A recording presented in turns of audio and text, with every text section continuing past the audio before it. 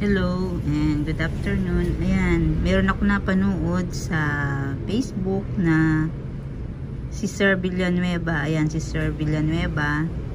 Binibili niya yung mga old coins.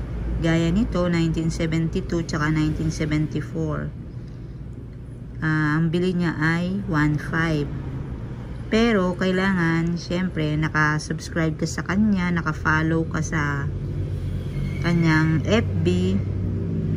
Tapos, sinishare mo and like. Kumbaga, active follower ka. Tapos, pipili siya sa mga active follower. Pag napili niya yung comment mo, tapos lagi ka nagsishare, pupuntahan ka niya. Siya na mismo yung pupunta sa iyo para bibili niya yung 1972 mo, 1974. Ang price niya ay 1.5 each. Tapos yung 50 centavos na 1964, ang bili daw niya ay 50k. Yun yung napanood ko dun sa ayan yun, no.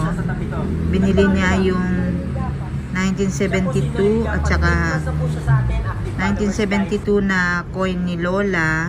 Tapos binili rin niya yung 50,000, binili niya ng 50,000 yung 1964 na 50 centimo.